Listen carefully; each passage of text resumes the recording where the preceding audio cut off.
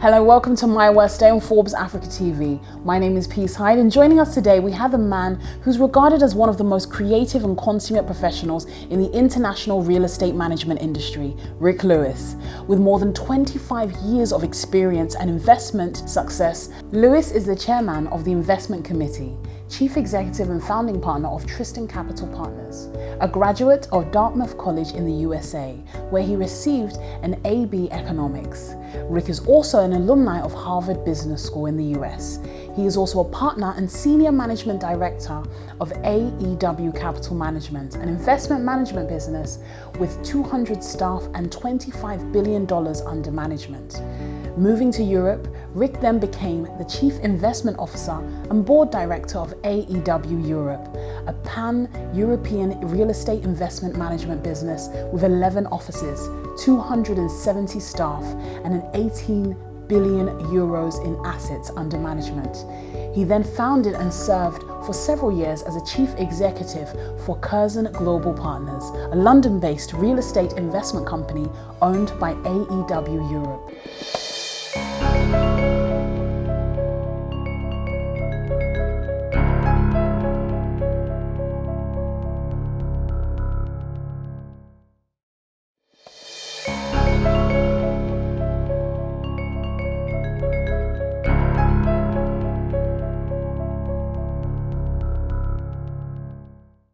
So you recently topped the Power list as the UK's most influential person of African and African Caribbean heritage. Now, as you reflect on your incredible successful journey, how would you describe the man behind all these amazing accolades? Well, thank you for that. I'm not sure that I think, I think what Power List is doing is incredible. I'm not sure that, anyone deserves to be ahead of anyone else as first, second, or third, but I really appreciate the accolades.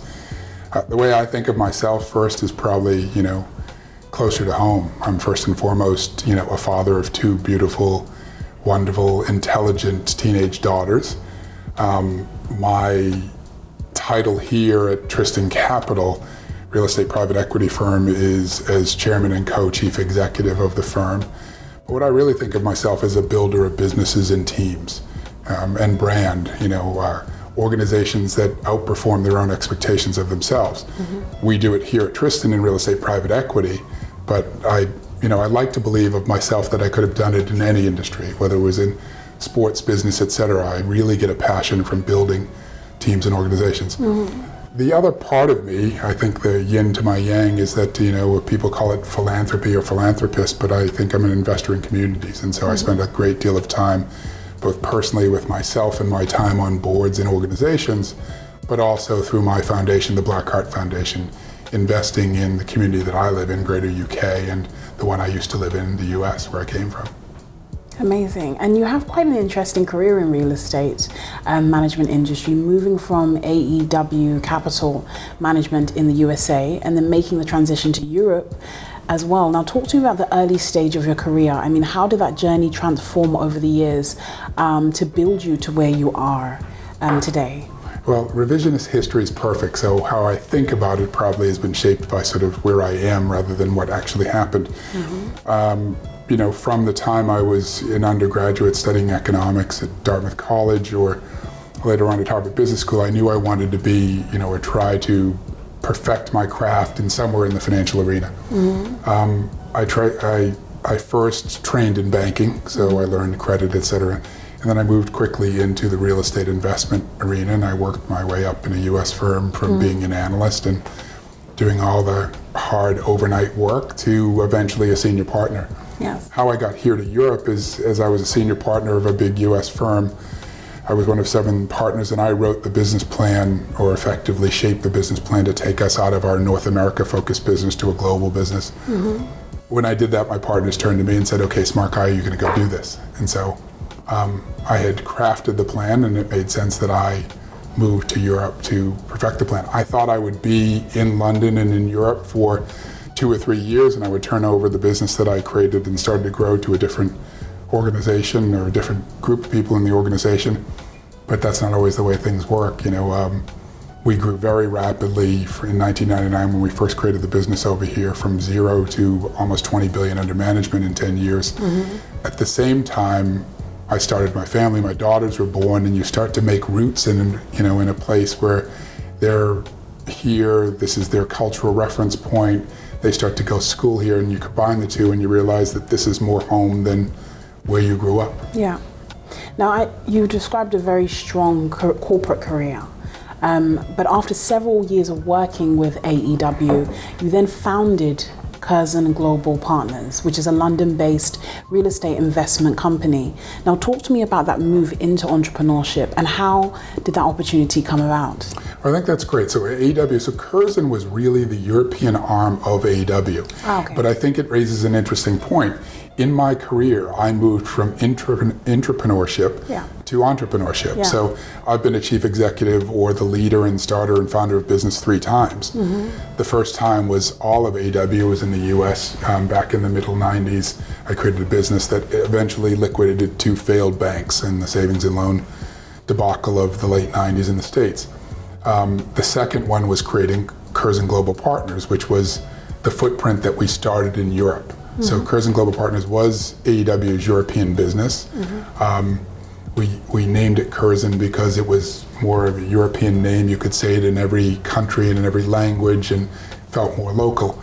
But I was still kind of an entrepreneur. I mean, at some level, I was starting and founding a business doing all the same things that an entrepreneur would, but I was doing it under the ownership of my partners, sharing the financial responsibility.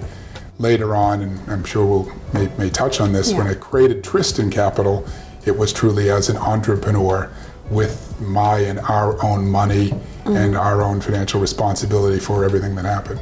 What were some of the lessons that you learned from entrepreneurship that you were able to actually assist you in your journey as an entrepreneur? What were the crossovers? Yeah, I think there's a lot of crossovers. I mean, I basically, for a number of years, and maybe this is a little revisionist, but I feel like I experimented with a bunch of different models and saw what worked, what I liked, and what didn't work.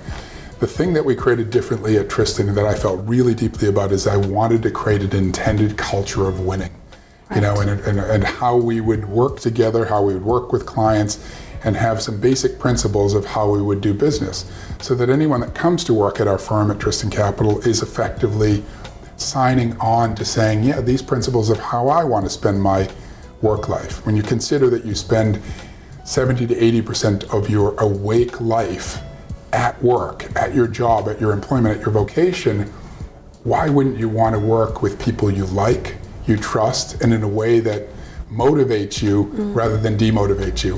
And so when you finally become an entrepreneur and you're doing it, and you're doing it with your own money, you get the freedom, the responsibility, because it's great responsibility, but you get the freedom to actually create the culture and business practices that are the sum total of what you've learned all the years before, and you get to put them in place. And that was really valuable and rewarding.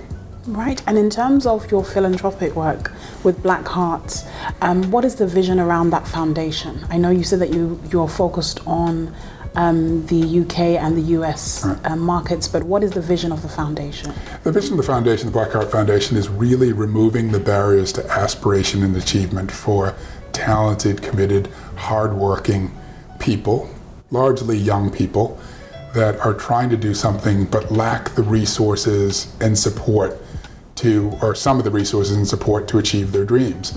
And it really comes to me as part of my own experience. I look back at those seminal moments where someone I didn't expect stepped in and changed my perspective about what was possible for me, changed what I referred to as my aspiration bubble, what I believed I could achieve, and expanded that not 2-fold, 3-fold, but 10-fold. That's what we're trying to do for a generation or a generation and a half of young people in the UK and the US.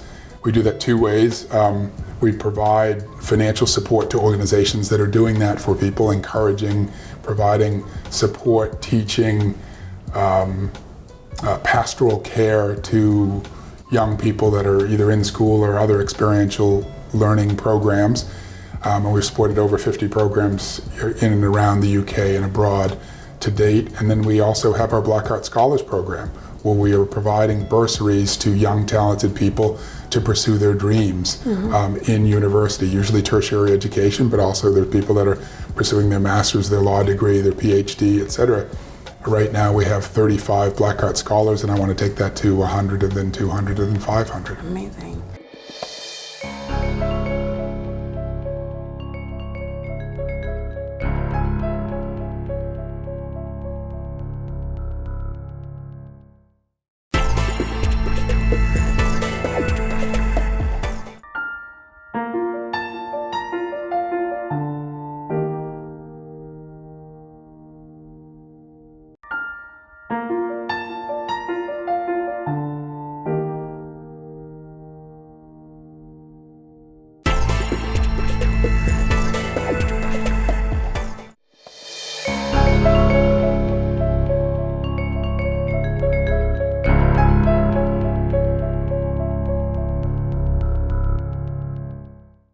And now with a successful career like yours, I'm sure you've seen a lot of ups and downs, but what would you say has stood out to you as your worst day in business so far?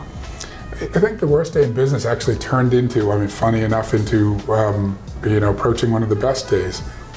We created the business Curzon Global Partners, as a subsidiary of AEW. Along the way, AEW had sold itself to a consortium of entities that were based in France. That should have been in concept a good thing. I was a European business and I was going to have a European parent. Mm-hmm. Unfortunately, the cultural differences, and I don't mean French versus the rest of the world, the cultural differences of the ownership inside of our group valued different things than I thought we needed to value for our customers, our team, et cetera. And so as the leader of the business, you get to a point where you realize the people that own your business have a different point of view than you do. And mm-hmm. I made the decision, which was very difficult for me, that I needed to leave the business. I can count on less than half a hand the number of things I've quit in my life. So the idea that I was going to move on to something else was really personally disappointing, but I realized that this wasn't going to move forward in a way that matched and met my convictions about how a successful business should run. No disrespect to the remnant business that they have. So I went to my partners and the senior organization in the US and France, told them the news. They asked me to stay on for a while so that we could make a good transition. I stayed on an additional year where we found a new CIO and a new CEO for the business. And then, so that was the real disappointing worst day of my life. I'm leaving an organization in AEW that I'd worked for and with for 21 years, and leaving a business, Curzon, that I had grown for 9.5 years, 10 years. Very difficult emotionally, professionally for me. We went in to tell the clients that we were going to make this change, and here were the new people, and they said, okay, we understand, we're coming with you. I didn't have a plan to create a new business. I was going to go take some time off, spend more time with my daughters, mm-hmm. maybe play a little golf, be back in the gym a little more often and travel. And they said, no, we're coming with you and your team. And so I'll give you the short version. We engineered a client-led lift out that created Tristan Capital, and those clients are still with us today. So my worst day actually turned into a really good day over time. Amazing. When you actually created that lift out business, did you have a vision for it? Was there a plan that, look, if this is what I'm about to do, then it's going to be huge? Or was you just thinking, I'm going to take it step by step? Was there ever a point where a strategy was put into place? Well, I think that, as you're operating any business, you have a firm idea of how you would do things if you had complete freedom and a blank piece of paper. Mm-hmm. I wasn't expecting to get the blank piece of paper that day. That's probably what I would have looked for or created after a little time off. But so I had it imbued in me, not exactly, but a pretty clear idea of what I wanted to do. And so mm-hmm. we set about creating a business that would be successful, a disruptor, et cetera. There is no piece when we look back where we go, well, why did we do that? There's a pretty solid and thoughtful continuum of how we grew the business into the business that we are today, 10 years hence. Now, I believe that this news came around the time where the company had raised the largest fund to date. I was under the understanding that a European property investor special opportunities LP had called about 800 million euros. Now, against this backdrop, what actions did you take immediately and in the short term to actually have that successful transition? Well, I think that's the part that's difficult, right? So I had a relationship, and we had a relationship with clients where we had just raised our second fund, which was 800 million. You've just taken capital from somebody, and I like to refer to it, whatever the business term is, that, you know, I feel like I'm the keeper of the promise. Yeah. You know, clients underwrite the entire firm, but in the end, they're looking across the table, and somebody has to be responsible to saying, like, I take the responsibility that we're going to do what we say we're going to do. And I had just done that with my partners, you know, for the Apiso fund for 800 million. And we were going to go around and tell them that, you know, I was leaving. So that's what created that worst day event. Yes. You know, you feel like you're turning back on your word.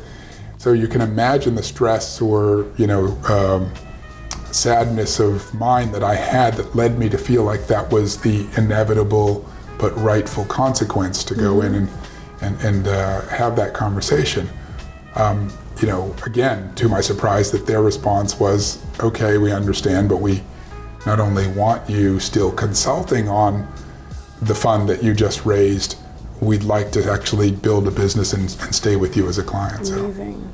Although you had been working obviously in this business for many years, the idea of now going it on your own and building this business, was it something that you felt you were able to do, or did you actually believe you were able to do this on your own?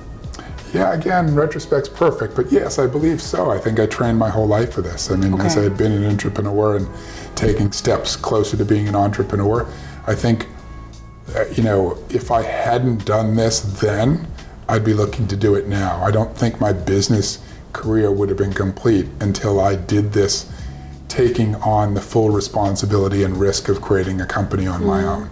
I don't mean not with partners, I don't mean not with investors or stakeholders, but knowing that I was responsible, win or fail, for what you create. And I feel like that's what I did. And I think once you've done that, you don't have fear about doing anything else. You know, once you've done that and you've taken on that responsibility, and you're responsible for the payroll, for people's livelihood and their well-being, and, you know, the promise to clients, etc. You know, once you've done that and you've taken on the responsibility of fatherhood, and you've, you know, looked after, you know, your family and your parents, you know, what else is there? There's nothing else that's scary out in the world. And I think that probably shapes my character today. You know, when I started thinking about how I wanted to involve myself in the community, I thought, okay, I've got to knit the things that I'm doing together into some cohesive whole. And the starting of my foundation, I think other people think, well, you can't just start a foundation. I'm thinking, well, why can't you? And so I went and figured out the rules and created an organization that was a charitable organization in both the US and UK. It doesn't cost that much, doesn't take that much work, but it takes a vision of what you want to do with it, and being comfortable about assuming the responsibility for what you create. Yes, I like the fact that you mentioned about assuming the responsibility. Right. You obviously now are getting through your worst day and transitioning it to probably one of the best points in your life. But what was the actual step-by-step process that you went through to actually make that the newfound responsibility a success?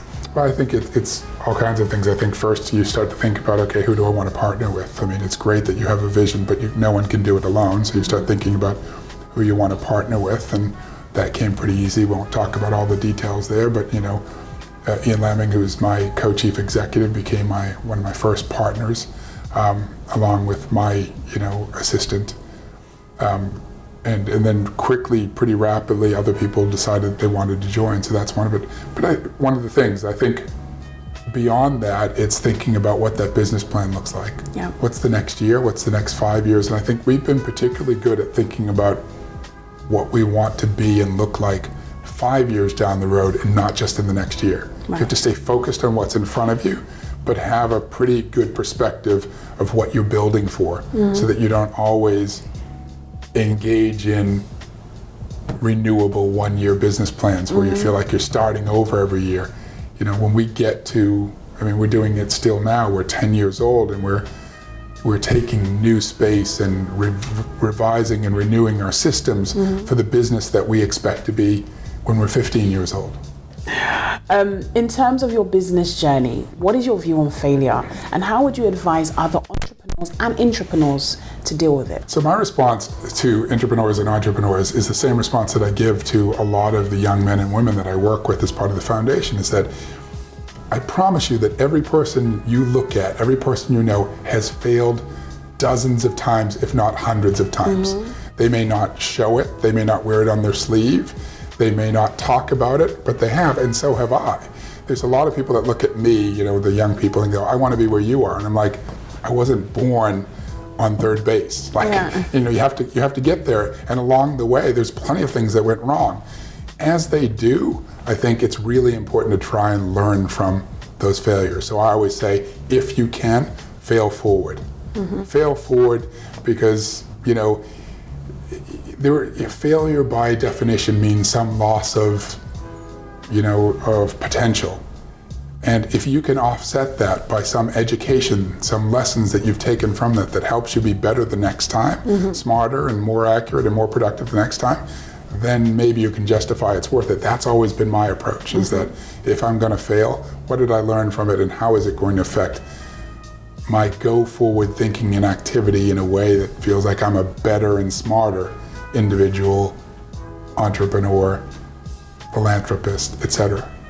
And in terms of, obviously, you've built such an amazing, successful career within the real estate investment sector. What would be your advice to young entrepreneurs who are looking to branch out into that industry?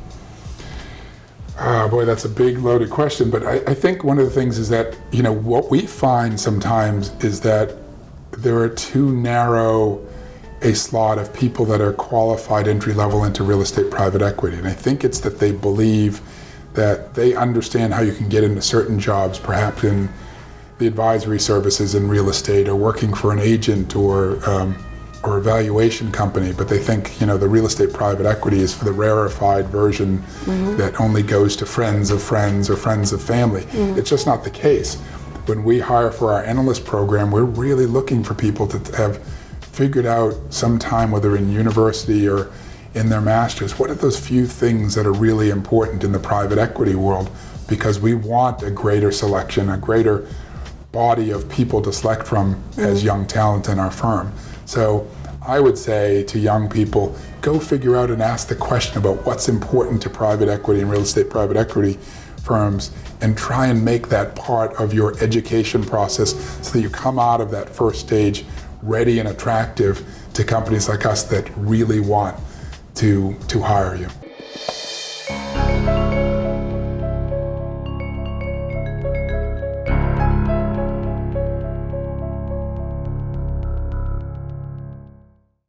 An amazing entrepreneur who turned his worst day into a golden opportunity to move into the best business decision of his life. My name is Peace Hyde, and I'll see you next time on another exciting episode of My Worst Day on Forbes Africa TV.